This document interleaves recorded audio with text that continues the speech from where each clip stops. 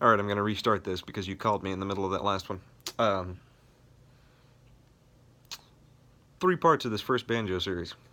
I'm going to be going over the equipment and the parts of the banjo in this one. Next one, I'm going to be going over technique. Third one, I'm going to be going over tuning. Just one tuning for right now.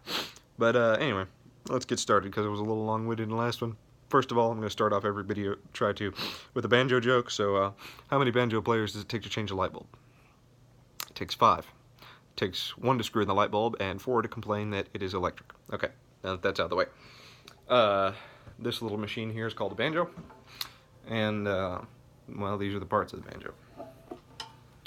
Down here, the butt end, that's a tailpiece. They all look different, but they all serve the same purpose, which is usually to hold the, I'm dealing with allergies right now, so bear with me. But anyway, get your tailpiece, the head, just like a drum head, and the pot, which is this round thing that holds the head. And then you got your bridge. Very important. The bridge is what gets sound from the strings to the head, so you can hear it. Don't move this. When you change strings one at a time, because if you take them all off, this is going to move around like crazy and you don't want that. If you're worried about it moving, take a pencil and trace the outline of the feet. That's what these 3 things are called. They're called the feet. Isn't that cute? Of the bridge, so you know where to get it back. These wonderful things are called the strings. The way you count strings is from your toes to your chin. Go 1, 2, 3, 4, 5.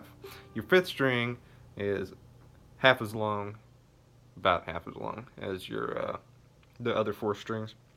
It's a drone note. It's very high. What am I missing? Oh yeah, the frailing scoop. So that's a little important thing. Wow, the lighting in here is just wonderful. Okay, you can probably see that. Anyway, it's flat, flat, flat, flat, flat, and it scoops down. And that's so whenever you're holding this thing, that's where you play, right there at that scoop. That's so your thumb can get up. Some of them, the scoops go way up here. I really want one of those. But anyway, don't play down here. That's a technique thing. I'm going to go over technique in the next video.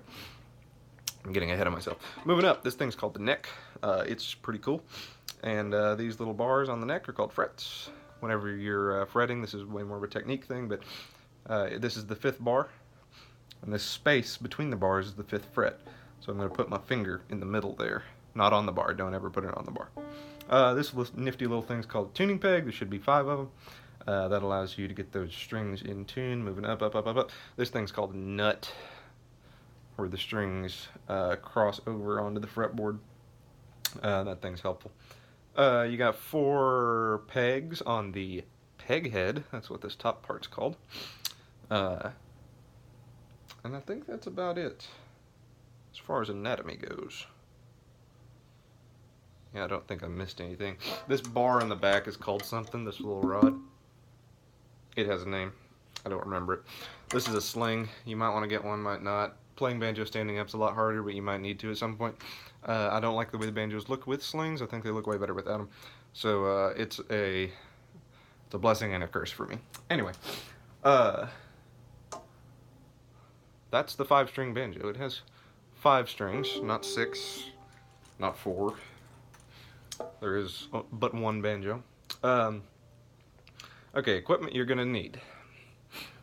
One of these little things will do you good. This is an electronic tuner. I just recently got this one. Until now, I was using an app on my phone in order to see if I was in tune or not. That works just fine, just as good as one of these. App on your phone doesn't cost you any money. One of these will run you probably 10 or 15 bucks. But that's so you can get the darn thing in tune, which is kind of important for playing music at least. Something else you might want to need, this is called depending on who you talk to, it's called a capo or a cheater or clamp, as some of the old timers call it. Oh yeah, my grandpa used to call these things that make noise. He didn't call them strings, he called them cat guts, which is pretty funny. But anyway, so yeah, capo. There's also there's a little railroad spike on the 7th fret on the 5th string that whenever you're using this, and say you want to go up by 2 notes, put that on your 2nd fret, and you come here and you hook your 5th string into that little railroad spike, so it raises all the notes by the same degree, or all the strings by the same degree anyway. That's pretty much it as far as you need for equipment. A case will do you good too. I got my case for like 20 bucks. It's not really a case, it's a gig bag, but hard cases are usually better just because they keep things from getting crushed, which, you know, just be careful with it. It's instruments like this, you can tell how light the thing is and how little you need to touch it just to make a lot of noise. So they're kind of fragile, but I mean, just, you know, be careful with it. Other things you're going to need in order to play this thing are plectrums, as a fancy way of saying pick, and they come in the form of these natural little things made of keratin called fingernails. And, well, you need fingernails. Take about 2 weeks to grow them out. If they get that long, they're really, really long. That is way too long. Nobody needs fingernails that long to play banjo. I just do because, well, it makes it easier. That right there on my ring finger, that's probably perfect right there. That doesn't come past the tip of my finger. That's about, oh, I don't know, 3 or 4 millimeters of white on that fingernail. I got really weird fingers, but that's more than enough right there. That's overkill, but you need those if you're gonna play.